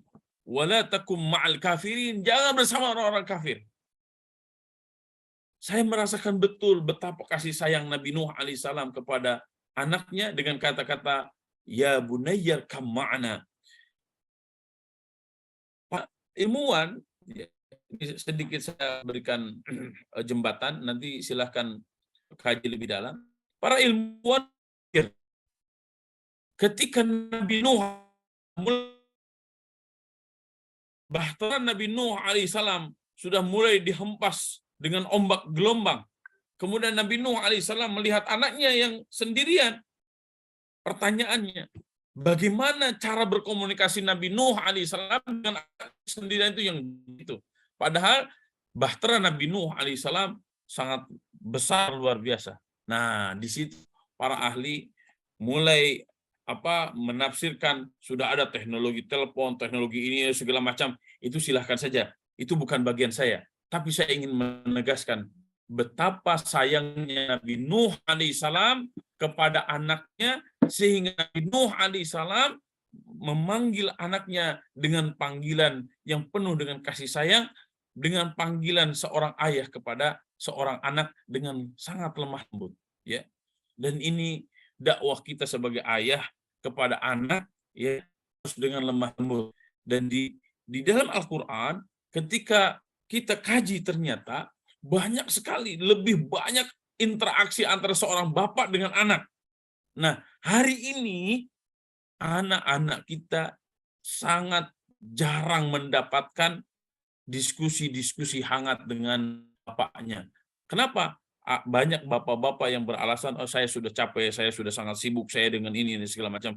Maka saya ingin pesankan kepada semuanya, ya, anak adalah titipan yang Allah Subhanahu wa taala berikan kepada kita, dan yang paling bertanggung jawab terhadap pendidikan di dalam keluarga itu adalah kita sebagai seorang ayah, kita sebagai seorang bapak. Ya. Dan dakwahilah istri dan anak-anak kita dengan penuh kasih sayang, dengan lemah lembut. Ya. Wallahu a'lam. Kemudian, bagaimana sikap kaum Nabi Nuh alaihissalam kepada Nabi Nuh alaihissalam? Ya, di sini disebutkan banyak di dalam ayat-ayat Al-Quran. Saya ambil dua saja contohnya. Kadzabat qablahum qaum Nuhin fakadzabu 'abdana wa qalu majnun wazdujir. Sebelum mereka, kaum Nuh juga telah mendustakan Rasul. Berarti kaum Nuh mendustakan Nabi Nuh. Maka mereka mendustakan hamba kami, yaitu Nabi Nuh. Dan mereka mengatakan dia orang gila, lalu diusirnya dengan ancaman. Tuh. Itu sudah biasa. Ya. Para nabi disebut gila, kemudian diancam, itu sudah biasa. Ya. Para dai hari ini, ya kita memang harus sudah siap. Ya. Ketika memperjuangkan agama Allah, kemudian dianggap orang gila, dianggap orang aneh, dianggap orang nyeleneh, segala macam. Selama kita berpegang teguh kepada Al-Quran dan Sunnah Nabi SAW, ya biasa-biasa saja. Kenapa? Para Nabi dan para Rasul juga seperti itu dari zaman dulu. Ya. Nah, bagi kita sekarang, ya, bagi kita sekarang, alhamdulillah wa syukrulillah, Indonesia mayoritas umat Islam. Ya, ketika kita tidak diterima, dua hal yang harus kita evaluasi. Pertama, pemahaman kita. Apakah pemahaman kita terbangun di Al-Quran dan Sunnah Nabi SAW? Itu yang pertama. Yang kedua adalah bagaimana fikih dakwah atau cara kita di dalam menyampaikan agama ini. Ya, Islam agama benar, maka kita menyampaikan Islam pun harus benar. Jangan sampai Islam agama benar, tapi cara menyampaikan Islam tidak benar. Ini juga nanti akan salah. Para ini dan itu eksklusif lah, dikalah, inilah dan itulah segala macam. Sampaikan apa yang menjadi inti ajaran-ajaran Islam, ya, benar kita faham. Kalau kita tidak faham, lebih baik kita tidak usah menyampaikan yang kita tidak fahamnya, ya. Karena hari ini banyak media-media YouTube, media sosial segala macam menceritakan ini, menceritakan itu. Saya secara pribadi apa yang di dalam medsos itu, akan tetapi tetap pegang kita bukan medsos, bukan kata TikTok, bukan kata YouTube, bukan kata Facebook, IG dan segala macam. Tetap seorang muslim bagi kita qala Allah, qala Rasul, qala ulama. Ini ayat Qur'annya, ini hadisnya, ini pendapat para ulamanya. Cukupkan dengan itu semuanya. Ya. Kenapa? Itu akan lebih selamat bagi kita semuanya. Ya, itu yang pertama. Ya. Kemudian, qala al-mala'u alladhina kafaru min qaumihi ma naraka illa basyaran mithlana. Nah, ini bagaimana fitnah-fitnah itu bukan hanya tuduhan dari umatnya, ya, akan tetapi juga dari penguasa. Berarti tantangan dakwah yang dihadapi oleh Nabi Nuh alaihissalam itu baik secara struktural atau secara kultural. Mana rakatabalainahum radhiluna badiyar ra'i wa ma nara lakum alaina min fadl bal nadhunnukum kadzibin. Nah, ya, disebut orang gila, kemudian diusir, kemudian disebut orang-orang yang ya nggak punya kelebihan apa-apa, kemudian Nabi Nuh alaihissalam disebut sebagai pendusta. Ini fitnah-fitnah dan tuduhan-tuduhan keji kepada Nabi Nuh alaihissalam. Kepada para ustadz sekarang, nah kayaknya nggak ada yang seperti ini ya. Kita lancar-lancar saja. Kemudian, karena mendustakan dakwah Nabi Nuh alaihissalam bukan hanya bertahun-tahun, tapi ini beratus tahun. Ya, 950 tahun Nabi Nuh alaihissalam ya usianya. 1000 kurang 50 tahun. Kemudian Allah Subhanahu wa taala berikan kepada kaumnya itu 3 macam. Pertama adalah tufan. Tufan di sini sebenarnya sudah mencakup banjir, tapi saya ingin lebih menspesifikan lagi ya, situasi dan kondisi sebelum banjirnya itu tidak langsung ujug-ujug banjir ya, tapi angin segala macam, hujan dordar gelap lah. Lemcek bahasa Sunda seperti itu kondisinya. Nah, setelah itu baru yang kedua ya. Ini digambarkan di dalam walaqad arsalna nuhan ila qaumihi falabitha fihim alf sanatin illa 50 ama fa akhadhahum at-tufan wa hum zalimun. Ya. Allah Subhanahu wa taala telah utus Nabi Nuh alaihissalam kepada kaumnya 1000 tahun kurang 50 ya, 1000 tahun kurang 50 tahun, fa akhadhahum at-tufan, kemudian mereka ditimpa dengan topan. Wahum zalimun. Kenapa? Karena mereka zalim. Kalau mereka tidak zalim, tidak akan ditimpa itu. Ya. Kemudian banjir. Da'a rabbahu anni maghlubun fantasir. Fafatahna abwabas sama'i bima'in munhamir wa fajjarna al-arda 'uyuna faltaqal ma'u 'ala amrin qad qadir. Nah, ini sangat penting. Nanti dibuka surat Al-Qamar ayat 10 sampai 12 ya. Fada'a rabbahu. Maka Nabi Nuh berdoa kepada Tuhannya, Ani maghlubun. Ya Allah, saya akan dikalahkan oleh mereka. Ya. Dituduh ini dan itu, segala macam akan diusir dan segala macam itu. Fantasir. Ya Allah, berikan. Ya. Nah ini nih jeritan Nabi Nuh. Sebagian riwayat, Nabi Nuh itu bukan nama asli. Akan tetapi Nuh itu adalah laqab. Saya secara pribadi melihat kata Nuh itu dari nahaya Nuh artinya menjerit. Ya. Nahaya Nuh artinya menjerit. Niyahah itu seseorang ketika melihat saudaranya, orang tuanya meninggal, maka dia biasanya niyahah, dan itu yang dilarang oleh Nabi SAW. Jerit-jerit, nangis sampai menjerit-jerit begitu. Nuh dikatakan Nabi Nuh. Ada memang satu riwayat karena beliau mencaci satu binatang, kemudian beliau memohon ampun kepada Allah Subhanahu wa taala. Tapi Nuh secara masa waktu 1000 kurang 50 tahun, Nabi Nuh alaihissalam ngajerit manatan langit, ngocak manatan jagat gitu. Ya, karena ingin umatnya menerima dakwah Nabi Nuh alaihissalam, maka Nabi Nuh alaihissalam berdoa kepada Allah Subhanahu wa taala dan terus-menerus berdakwah. Itu yang saya pahami dari kata-kata Nuh. Sehingga Nuh dinamakan Nuh karena beliau memang orang yang senantiasa memanjatkan doa kepada Allah Subhanahu wa taala dengan doa-doa yang sangat serius gitu ya. Fantasir, memohon pertolongan Allah. Fafatahna abwabas sama. Kemudian setelah itu Allah bukakan pintu-pintu langit bima'im munhamir, dengan air yang sangat luar biasa derasnya. Jadi dari langit turun air, wa fajjarnal arda uyunan. Nah, ini saya garis bawahi. Kenapa? Karena ini sangat penting sekali ya. Wa fajjarnal arda. Dan fajjara itu bumi menjadi pecah, kemudian memancar al-arda dari bumi, uyunan, mata air. Artinya apa? Siksa bagi kaumnya Nabi Nuh alaihissalam itu bukan hanya sebatas hujan, ya. Kenapa begitu? Karena kalau hujan pasti ada dataran tinggi, dataran rendah, maka air pasti akan mengalir ke dataran rendah. Tapi ini bukan hanya sebatas itu. Dari langit curah hujan yang sangat banyak, kemudian semua bumi ini menjadi mata air. Akhirnya apa? Faltaqal ma'u ala amrin qad qudir.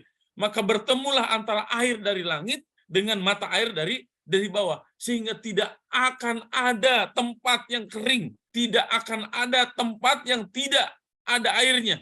Maka inilah yang disebut dengan banjir bah di seluruh bumi, dan memang ini bisa dibuktikan secara saintifik ya, bahwa bumi pernah mengalami kejadian banjir yang tidak ada sejengkal tanah pun di muka bumi ini yang tidak terkena dengan air. Inilah zamannya Nabi Nuh alaihissalam. Waliyadzubillah. Saya merasakan betul bagaimana saudara-saudara kita dulu di Aceh ketika tsunami, sangat mengerikan sekali. Bagaimana ini terjadi ya? Berhari-hari, bahkan berpuluh hari ini kejadiannya, bukan hanya sehari 2 hari ini, berpuluh hari ya. Kemudian setelah itu Allah Subhanahu wa taala tenggelamkan mereka semuanya. Mimma khati'atihim ughriqu fa udkhilu nara. Mimma khati'atihim, dengan seluruh kesalahan mereka, ughriqu, mereka semuanya ditenggelamkan oleh Allah Subhanahu wa taala ya. Ini mengerikan sekali di kondisinya kalau kita bayangkan dan kita rasakan betul bahwa tidak ada satu tempat, tidak ada satu pun yang berlari. Kecongkakan anak Nabi Nuh alaihissalam ketika diajak oleh ayahnya Nabi Nuh alaihissalam, apa dia mengatakan? Sa'awi jabuni. Ya, ini istiqomah. Kemudian dia menjadi karakter iblis, ya. Jadi karakter iblis itu terus Subhanahu wa taala kepada hati manusia dan kepada sekelompok manusia. Hati manusia, orang per orang, individu, kalau kelompok akan menjadi rezim nantinya, ya. Waliyadzubillah, harus berlindung kepada Allah Subhanahu wa taala dari hal-hal buruk tersebut. Hikmah dakwah apa yang bisa kita dapatkan? Sangat banyak sekali. Yang pertama adalah kesabaran dan ketangguhan dalam dakwah. Sabar. Dakwah itu harus sabar. Ya. Ustadz, saya sudah bersama Ustadz bertahun. Ada orang tua yang sudah memasukkan anaknya ke pesantren sudah bertahun-tahun, tapi kok nggak ngerti-ngerti Islam. Saya sampaikan, jangan-jangan Anda tidak pernah mengkaji secara pribadi, tidak pernah belajar secara sungguh-sungguh dari apa yang sudah kita sampaikan. Ya, kadang ngajinya hanya jiping doang, setor wajah, setor muka, ya, pengajiannya sudah tutup kamera, kemudian sambil ngantuk-ngantuk. Ya, bagaimana kita akan berubah? Ya, maka saya ingin cara belajar kita berubah, bukan hanya sekedar jiping, ngaji nguping, akan tetapi materi-materi ini diperdalam lagi setelah kita tidak bertemu di ruang Zoom ini. Maksimalkan grup WhatsApp yang sudah saya bikin, ya. Dan insya Allah saya sedikit demi sedikit akan terus menjawab, ya, berdiskusi bareng, kemudian menemukan hikmah-hikmah bareng. Dan ini memang membutuhkan keistiqomahan, ya. Allahumma anta rabbuna warzuqnal istiqomah. Imam Hasan Al-Basri pernah berdoa seperti itu, Allahumma anta rabbuna, ya Allah engkau adalah Tuhan kami, warzuqnal istiqamah, anugerahkan kepada kami, rizkikan kepada kami keistiqomahan, karena dengan istiqomah itu kita akan tangguh. Kemudian para dai harus memiliki metode dan pola dakwah berkelanjutan, ya. Metode dan pola dakwah berkelanjutan. Hari ini tantangan dakwah sangat luar biasa, ya, dan memang tantangan dakwah para nabi dan para rasul juga pada waktu itu sangat berbeda, tapi mereka punya metode dan pola dakwah, ya. Kemudian kita seperti apa metode dan pola dakwahnya? Hari ini alhamdulillah ada metode offline, ada metode online, dakwah tidak terbatas hari ini, ya. Kemudian yang ketiga adalah inti dakwah adalah ketauhidan kepada Allah. Maka prioritaskan dakwah tauhid, dakwah fikih, ya, boleh dan itu harus dilakukan.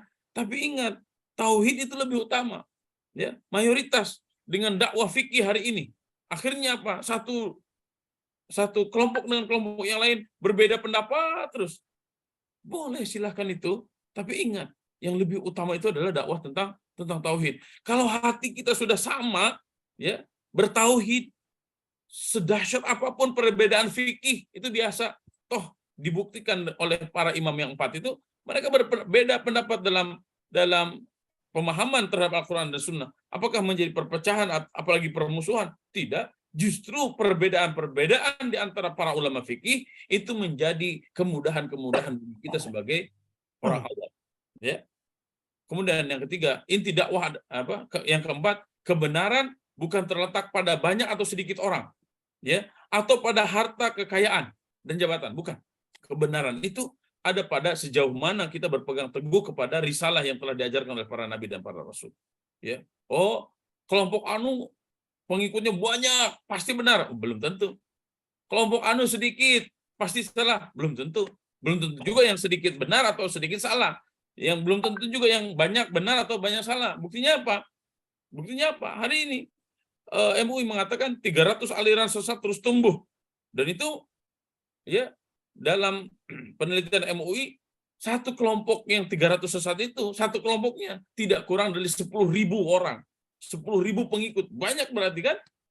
Maka banyak sedikit itu bukan menjadi standar kebenaran atau kesalahan, ya. Kemudian yang kelima, berlemah lembutlah kepada anak, ya. Anak itu adalah aset kita. Lemah lembut itu bukan berarti kita tidak boleh marah, ya. Saya hanya ingin menegaskan, jangan sampai membina anak itu dengan kemarahan, dengan tanpa program, karena anak walaupun bagaimana dia adalah darah dan daging kita, ya. Orang tua kita mengatakan buruk-buruk pepanjati, hade goreng anak sorangan. Jadi jangan sampai dengan anak itu kayak Tom and Jerry gitu, kayak tikus dengan kucing. Ayo terus begitu, ya. Tapi berlemah lembutlah. Bahkan justru dengan lemah lembut kita sebagai seorang ayah kepada seorang anak, hati anak kita akan terbangunkan dengan kelemah lembutan kita sebagai seorang ayah. Kemudian bersabarlah mendidik istri, ya. Halo bapak-bapak, bersabarlah mendidik istri. Jadi jangan sampai sedikit ada masalah langsung diceraikan, sedikit-sedikit ada masalah langsung diceraikan. Ini 950 tahun. 950 tahun Nabi Nuh alaihissalam, ya, memiliki istri yang seperti itu. Itu sangat luar biasa itu, ya. Bagaimana kesabaran Nabi Nuh alaihissalam.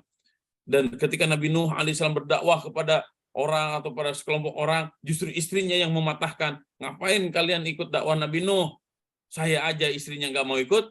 Kalau benar mah saya yang pertama ngikut. Itu kan lebih sakit itu dibilangin sama istri sendiri, ditentang sama istri sendiri daripada sama orang lain sebenarnya. Tapi Nabi Nuh alaihissalam bersabar betul dengan itu. Ya. Maka saya mengajak bapak-bapak, bersabarlah dalam mendidik istri, bersabarlah dalam mendidik anak, ya. Sabarlah mengokohkan keluarga yang telah Allah Subhanahu wa taala anugerahkan kepada kita. Kemudian selain memahami, milikilah keahlian sebuah profesi, ya. Ini sangat penting. Hari ini para ustadz betul bagus hanya bisa ngajar ngaji, tapi jika punya profesi lain, ya, selain ngajar ngaji, karena dakwah ngajar ngaji itu kewajiban. Tapi jangan sampai ngajar ngaji, dakwah itu menjadi tumpuan kehidupan di satu-satunya, ya. Nabi Nuh alaihissalam selain berdakwah, beliau pun membangun kapal. Itu mengisyaratkan kepada kita semuanya, kita harus punya profesi apa yang bisa kita terus kembangkan sehingga itu bisa menjadi sumber-sumber penghidupan kita semuanya. Kemudian yang terakhir, perbanyak taubat dan perbanyak membaca istighfar. Kenapa? Nabi Nuh alaihissalam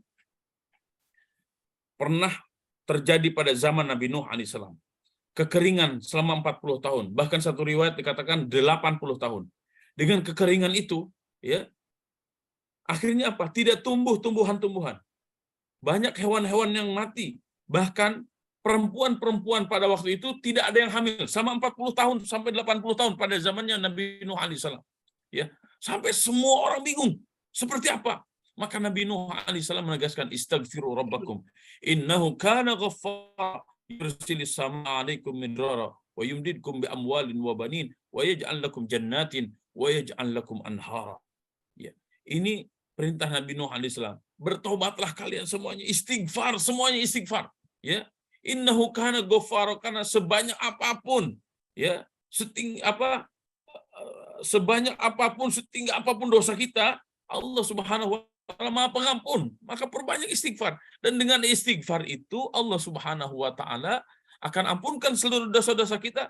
Kemudian Allah Subhanahu wa taala akan turunkan hujan yang cukup.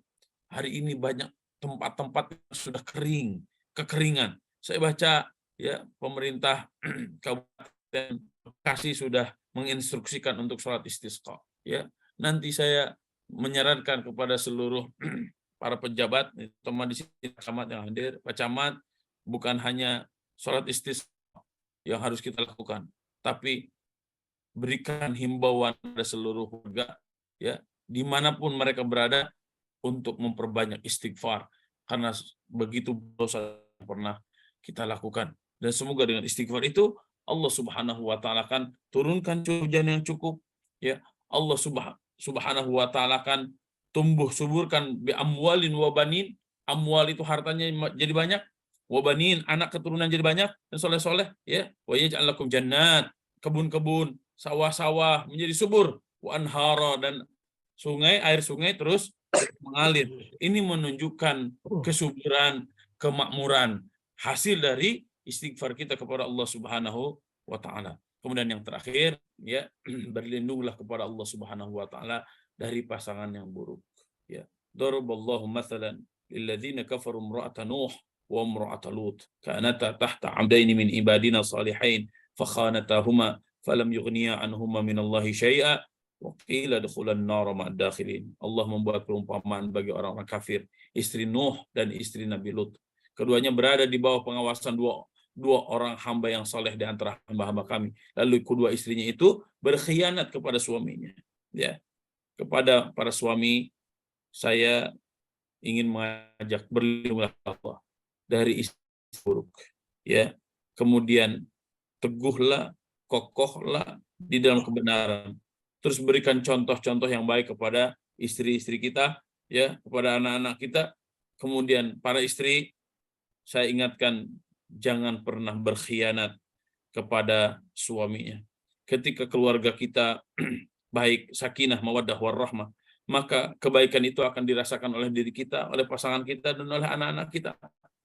Tapi jika di antara salah satu kita sudah tidak nyambung lagi, memang kita harus sabar betul. Hari ini Indonesia menjadi negara tertinggi tingkat penceraiannya se-Asia Pasifik. Ya, jika seperti itu, maka yang terjadi adalah akan begitu banyak generasi-generasi kita yang sudah tidak lagi memiliki figur ayah dan tidak lagi memiliki figur ibu. Artinya apa? Ancaman masa depan di anak-anak kita, di generasi kita, mereka adalah orang-orang yang tidak memiliki figur ayah dan figur ibu yang baik. Maka oleh karena itu, kokohkan keluarga kita semuanya, dan semoga Allah Subhanahu wa taala hindarkan segala keburukan-keburukan, dan kita semuanya memohon kepada Allah Subhanahu wa taala semoga diri kita, istri kita, pasangan kita, anak-anak kita semuanya dijaga oleh Allah Subhanahu wa taala sehingga keluarga kita menjadi keluarga yang sakinah, mawaddah, warahmah. Di dunia kita sama-sama berjuang, dan semoga kelak di akhirat Allah Subhanahu wa taala memasukkan kita semuanya ke dalam surga Firdausil A'la tanpa hisab. Ma'asyiral muslimin rahimani wa rahimakumullah, saudara-saudaraku sekalian, tentu masih banyak sekali pelajaran-pelajaran yang bisa kita dapatkan dalam Nabi Nuh alaihissalam, dalam kisah dakwah Nabi Nuh alaihissalam. Semoga Allah mengilhamkan kepada kita semua satu hal yang berkaitan dengan ini, dan satu hal yang ingin saya ajak kepada semuanya mulai malam ini, jika bisa sempatkan waktu sebelum tidur ya, baca istighfar 100 kali ya, astagfirullah, astagfirullah, astagfirullah, dan semoga itu menjadi asbab Allah Subhanahu wa taala ampunkan kita semuanya, sehingga Allah Subhanahu wa taala hindarkan segala keburukan dari diri kita, keluarga kita, lingkungan kita, bahkan wilayah yang sedang kita tempati ini. Demikian yang bisa saya sampaikan, Ustaz Yusuf, Kang Pandu, jazakumullah khairan katsira. Jika ada yang akan menambahkan atau bertanya sebelum saya tutup, saya persilahkan kepada bapak-bapak dan ibu-ibu semuanya. Wallahu a'lam bishawab. Assalamualaikum warahmatullahi wabarakatuh. Waalaikumsalam warahmatullahi wabarakatuh. Masya Allah, menarik sekali Pak Yai. Dari kisah-kisah yang sering kita dengar ternyata tersimpan hikmah-hikmah yang cukup bagus, hikmah-hikmah yang memang sangat berguna bagi kita. Sudah disebutkan, disimpulkan langsung oleh Pak Yai semuanya. Bagi Ustamin yang ingin menambahkan atau ingin bertanya kepada Ustaz, dipersilahkan.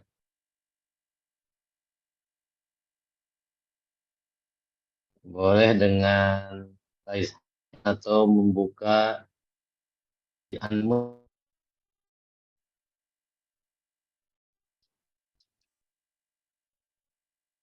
Ada dari hadirin semuanya? Di chat kayaknya ada, Ustaz. Oh, di chat. Ada nggak ya di chatnya?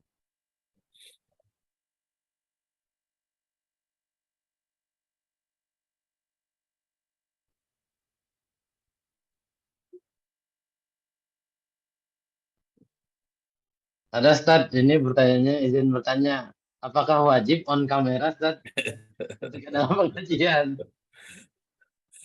Bebas lah, bebas. Bebas. Tidak harus on kamera. Karena apa yang saya sampaikan itu sebenarnya menjadi muqaddimah. Menjadi muqaddimah yang semua. Di muqaddimah ini semua kita lebih dalam lagi sebenarnya melanjutkan kajian masing-masing. Gitu. Kenapa? Karena ini kan serialnya sangat banyak sekali. Kemudian bahas satu nabi itu detail sekali. Maka yang saya lakukan adalah saya coba memetakan apa yang dibahas oleh medsos ya, atau di kajian umum. Maka saya pendekatannya lebih pada tadabbur Al-Qur'an ya, menyebutkan ayat per ayat, kemudian apa hikmah di balik kata-kata, di balik ayat-ayat tersebut gitu ya. Karena itu di antara hal-hal yang jarang.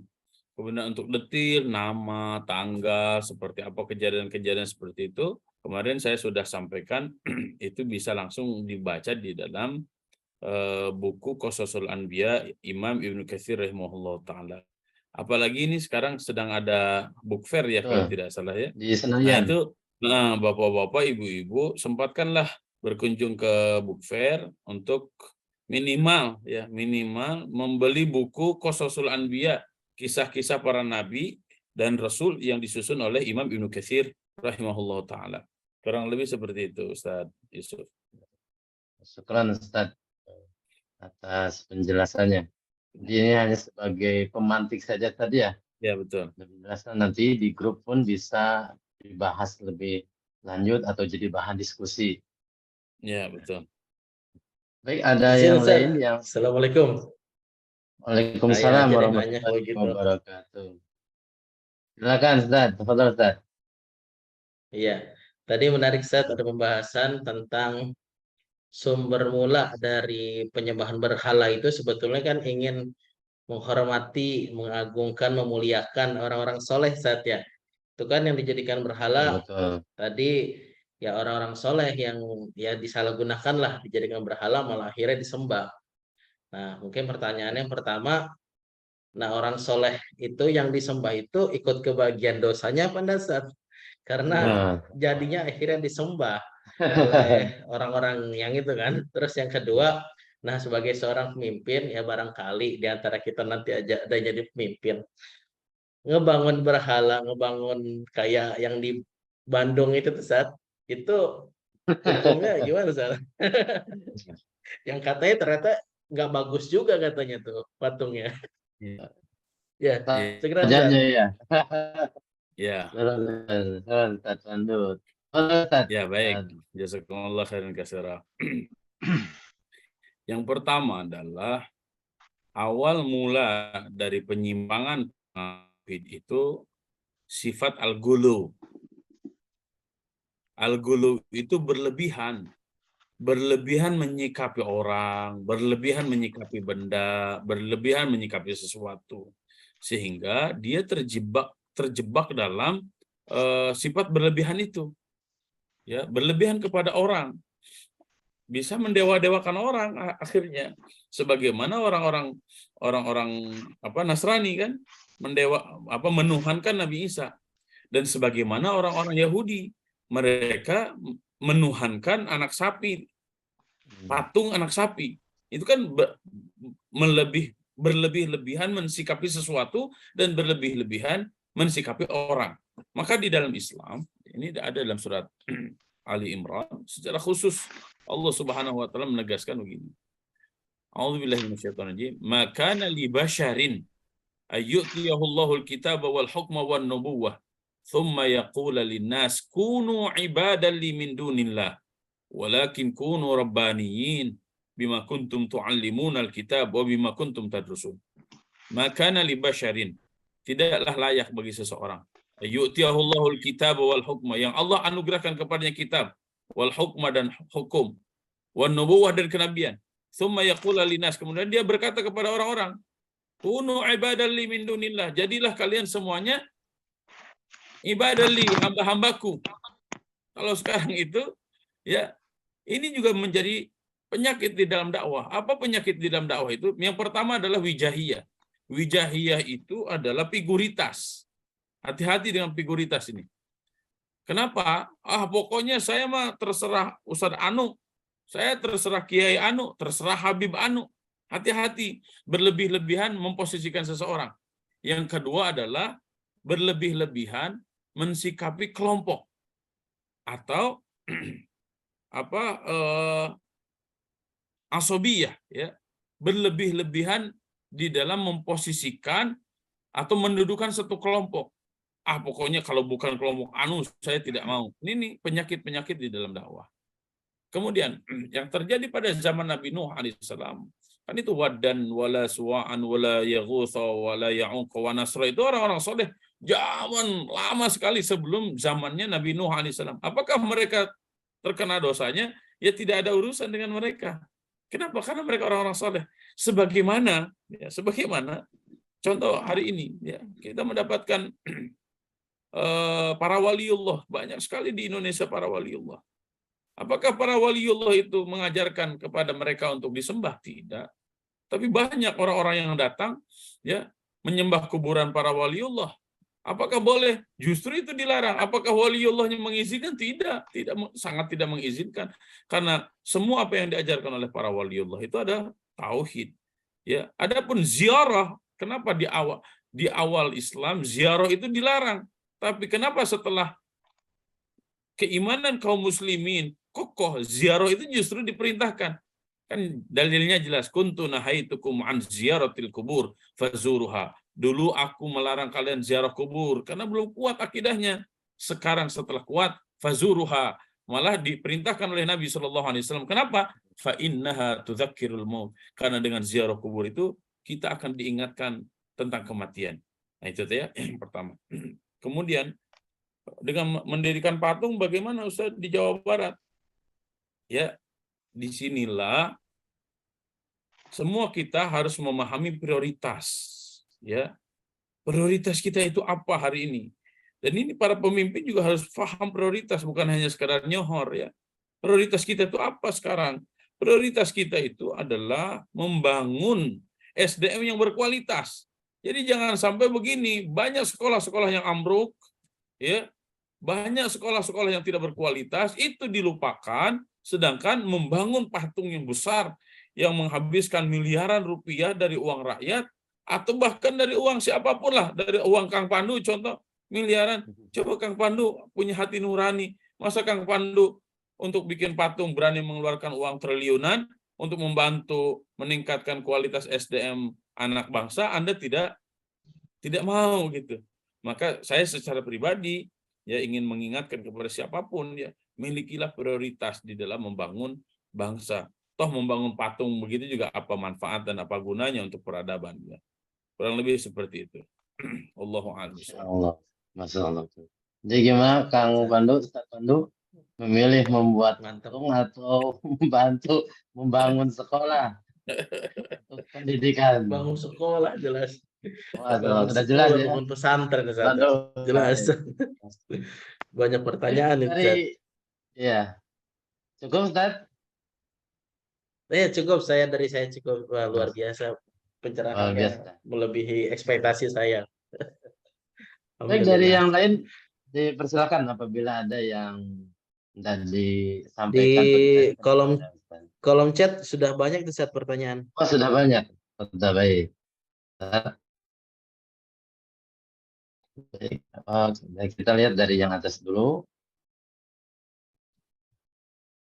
Dari Ustadz Syamil Mujahid.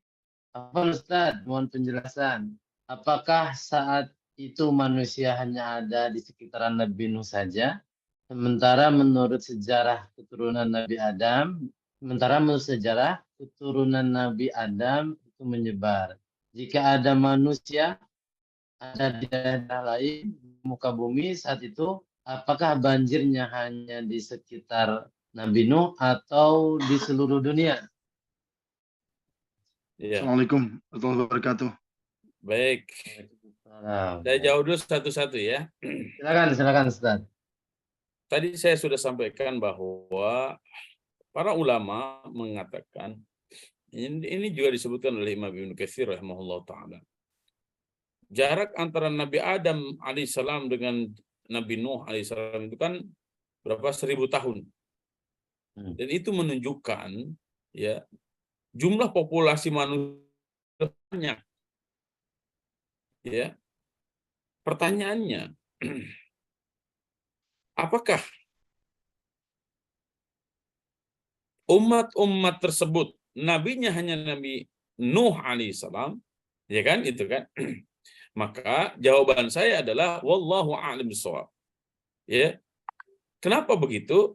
Karena dari awal pertemuan pertama saya sampaikan ada kisah para nabi dan para rasul yang dijelaskan secara detail di dalam Al-Qur'an. Akan tetapi ada juga yang disebutkan di dalam Al-Qur'an tapi tidak namanya secara langsung. Ya. Qasasna lam naqsus alaik. Para nabi dan para rasul, para nabi 124.000, para rasul 313, sebagian riwayat 315 rasul. Itu ada yang dijelaskan kepada Nabi Muhammad SAW, ada juga yang tidak dijelaskan kepada Nabi Muhammad SAW. Itu artinya apa? Kasih sayang Allah Subhanahu wa Ta'ala kepada seluruh manusia itu sebenarnya diantaranya diutusnya para nabi dan para rasul. Cuma ada yang dijelaskan kepada kita, ada yang tidak, ya. Yang dijelaskan kepada kita secara rinci, ditegaskan namanya langsung, itu hanya 25. 25 nabi dan rasul saja. Dari kecil sampai sekarang kita nggak paham-paham. Apalagi kalau harus meyakini, memahami 124.000, bagaimana itu? Ya. Kisah Nabi Nuh aja secara detail, kita kadang nggak detail itu, ya. Karena harus dilihat dari berbagai macam sisi kajian yang sangat menarik menurut saya. Itu yang pertama. Jadi saya di antara orang-orang yang meyakini bahwa setiap kaum itu pasti ada nabi dan rasul. Ya, ada nabi dan rasul yang diutus oleh Allah Subhanahu wa taala khusus kepada mereka. Nah, bagaimana dengan yang kedua ya, pertanyaan kedua. Bagaimana dengan siksa atau musibah yang Allah Subhanahu wa taala timpakan pada zaman Nabi Nuh? Apakah itu hanya pada kaum Nabi Nuh alaihissalam saja atau semua bumi? Ya. Tadi di ayatnya dijelaskan waja'alnal arda uyuna, dan kami jadikan al-ardo bumi semuanya itu uyun. Uyun itu menjadi mata air. Jadi dari langit Allah Subhanahu wa taala turunkan hujan, curahnya sangat banyak, kemudian bumi muncul mata air sehingga adalah satu jengkal tanah pun di jagat raya ini yang tidak ada air gitu. Jadi itu satu dunia, dan ini menjadi apa ya? Karena kemungkaran, kemusyrikan sudah merajalela menjadi sebuah sistem kehidupan pada waktu itu, maka Allah Subhanahu wa taala habiskan kaum tersebut. Dan kenapa ya, Nabi Nuh alaihissalam itu menjadi Nabi Ulul Azmi minar Rasul, kemudian menjadi Syekhul Mursalin, syekhnya para rasul, karena memang Nabi Nuh alaihissalam nabi yang paling lama, dan setelah itu diganti. Ya, jadi Nabi Nuh alaihissalam itu ada pada dua masa. Masa dari mulai Nabi Adam sampai Nabi Nuh, kemudian itu dihancurkan oleh Allah Subhanahu wa taala dengan banjir besar. Setelah itu bermula lagi kehidupan yang kedua. Ya, nanti kalau dilihat sejarah, ya, ada 3 anak Nabi Nuh alaihissalam yang nanti hidupnya di Yaman, kemudian hidupnya di Afrika, kemudian hidupnya di Hijaz. Nah, ada seorang profesor dari Indonesia ahli DNA, nanti mayoritas ternyata orang-orang DNA itu nyambungnya ke Afrika. Jadi, ini sangat seru sekali mengkaji tentang DNA, tapi saya tidak akan sampaikan di sini karena ini nanti urusannya lain lagi ya. Urusannya lain lagi. Dan itu sangat penting bagi antum para pecinta sejarah ya. Jadi mengkaji sejarah itu begini. Ini judulnya sejarah bukan kisah ya. Sejarah itu kan mencari asal usul segala macam. Itu bisa dikajinya pendekatannya geografi, antropologi, kemudian politik, sosial, ekonomi, itu banyak sekali unsur-unsur yang bisa dikaji. Karena saya menspesifikkan kisah para nabi dan para rasul di dalam Al-Quran, maka saya membatasi itu karena memang target saya adalah mengambil hikmah dakwah gitu. Karena ini ikadi ya, maka saya lebih fokus pada hikmah dakwah apa bagi kita, bagi para dai, bagi seorang ayah, bagi seorang ibu. Sehingga apa? Pembahasan yang sangat sebentar ini ada pelajaran-pelajaran penting yang bisa kita ambil untuk kehidupan kita. Kurang lebih seperti itu ya, wallahu a'lam bishawab. Masya Allah, baik. Dan banyak kalau ada pembahasan DNA tadi bisa di-share kembali ke kami, Ustaz. Ya, menarik juga tuh. Ya boleh. Nanti linknya saya share di grup ya, insya Allah. Baik, Ustaz. Selanjutnya, Ustaz. Ya. Boleh? Assalamualaikum warahmatullahi wabarakatuh. Waalaikumsalam warahmatullahi wabarakatuh. Ustaz Rahman sehat, Ustaz Rahman. Alhamdulillah. Jadi 2 pekan ada musyawarah sama Ibu Majlis Taklim pas malam Jumat ya, jadi izin. Masya Allah, barakallahu fiik. Kiai, ini Ya, menarik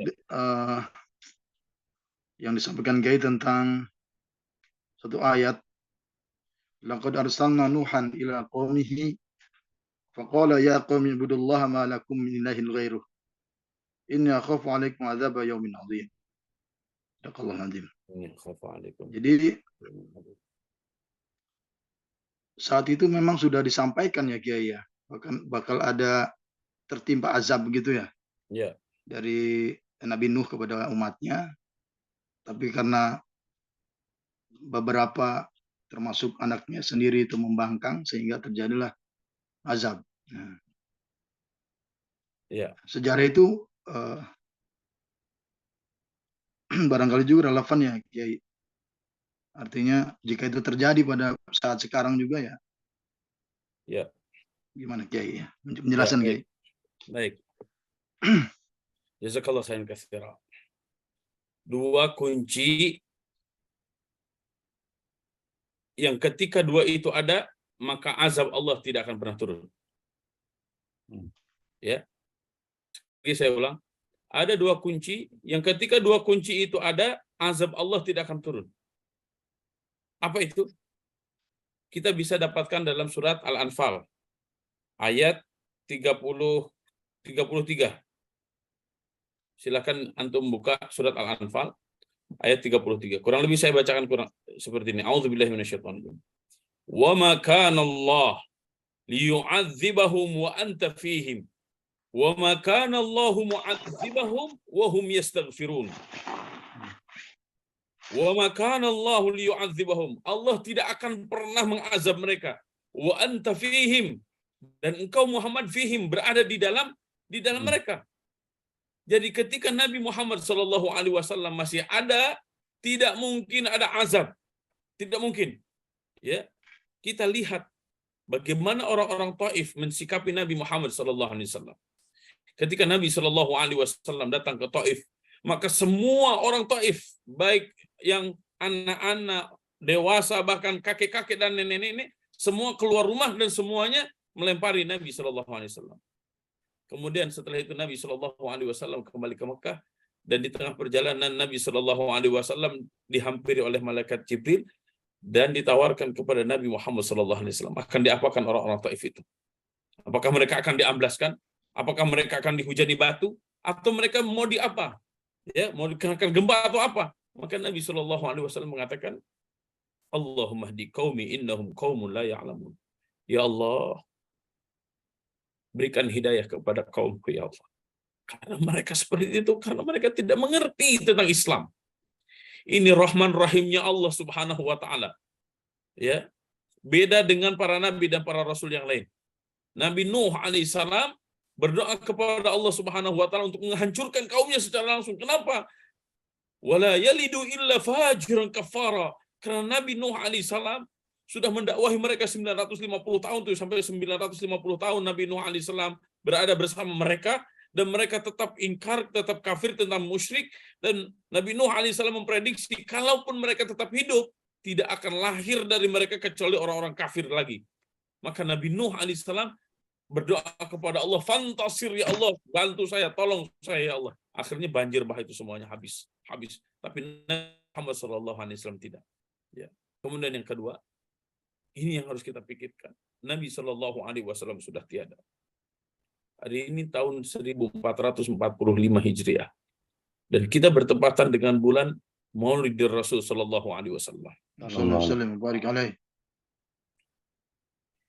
Jika Nabi Muhammad SAW sudah tiada, berarti kunci azab yang satu sudah hilang.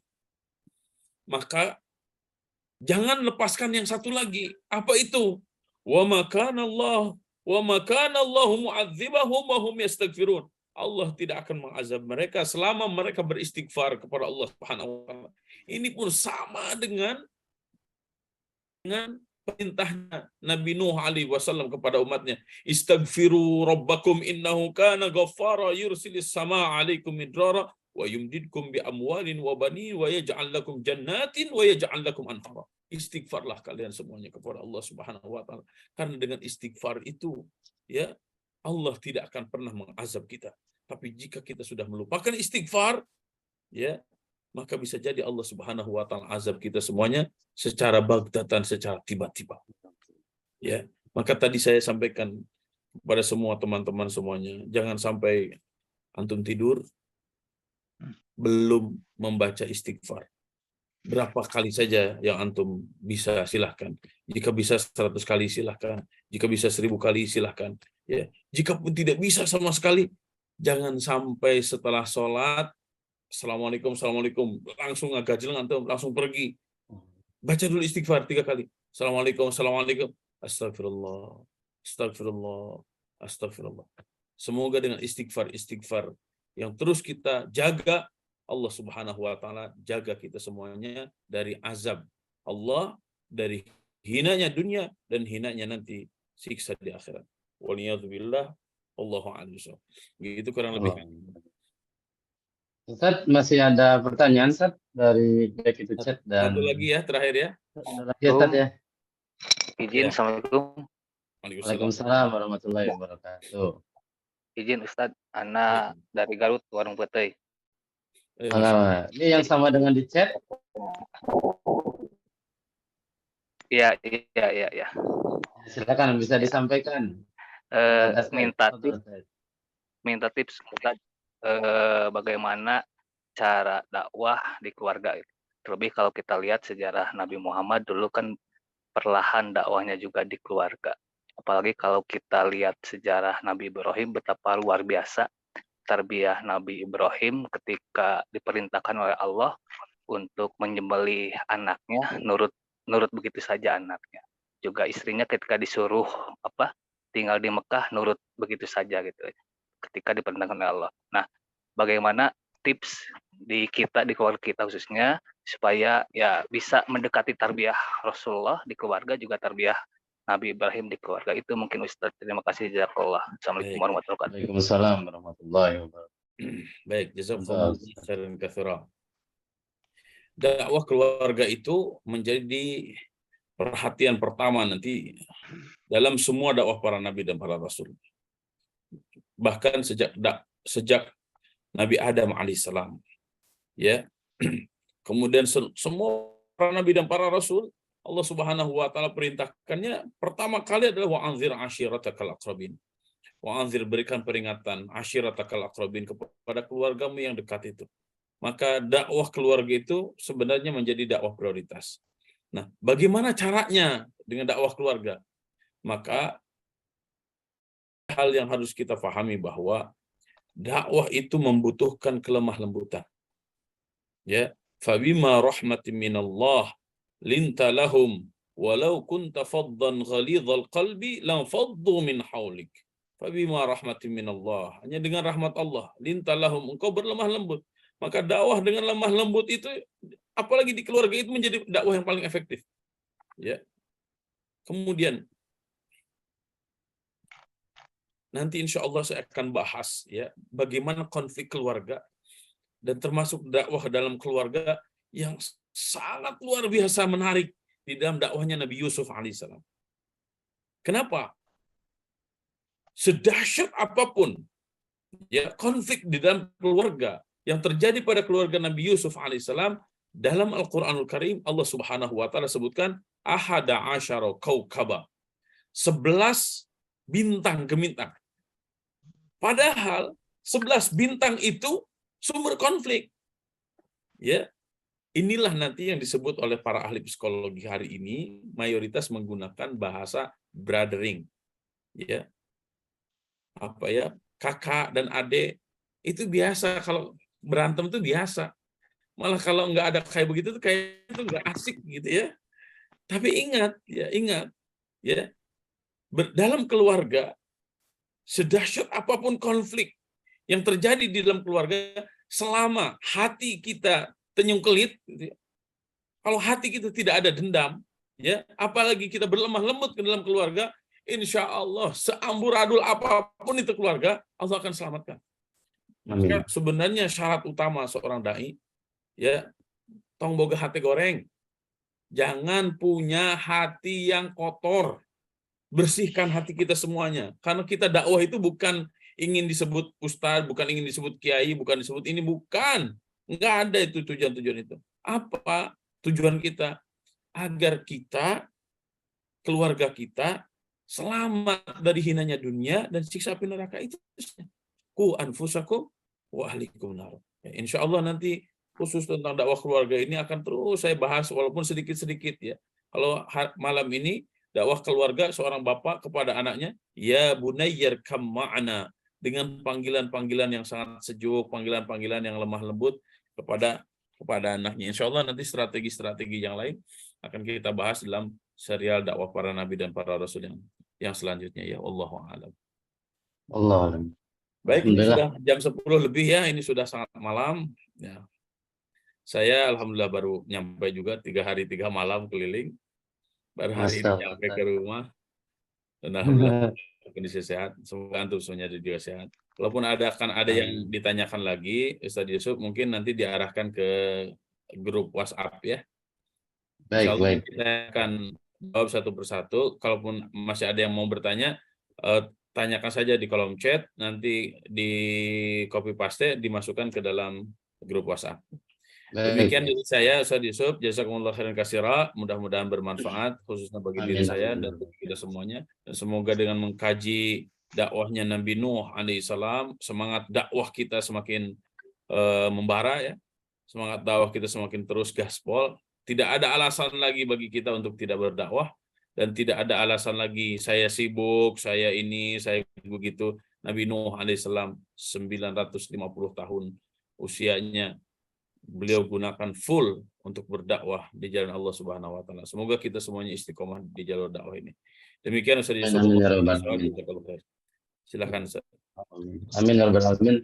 Alhamdulillah. Syukran kasiran kepada Ustaz Muludin atas pencerahan-pencerahannya, terutama memang di kisah Nabi Nuh ini yang syarat dengan dakwah 950 tahun.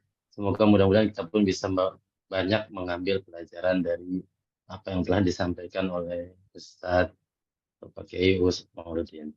Nampaknya seperti itu yang bisa kami sampaikan. Saya serahkan kembali waktunya kepada Bapak Ustadz Pandu selaku MC. Silakan Ustadz.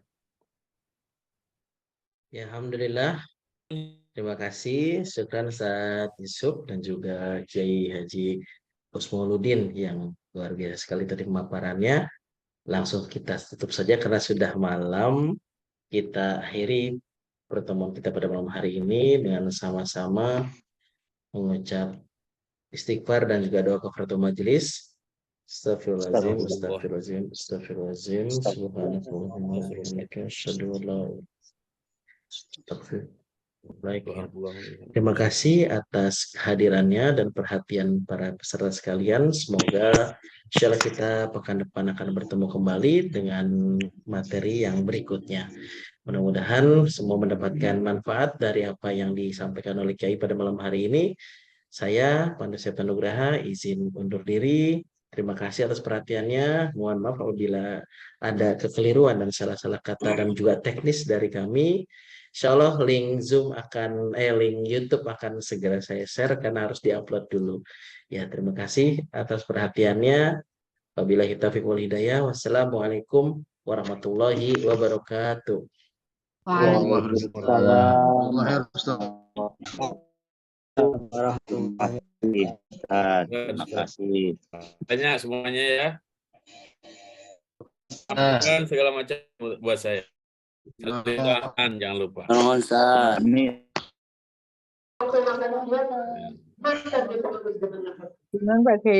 Ya, sama-sama. Mari ya. Assalamualaikum. Waalaikumsalam warahmatullahi wabarakatuh. Kita tutup semuanya, mohon izin.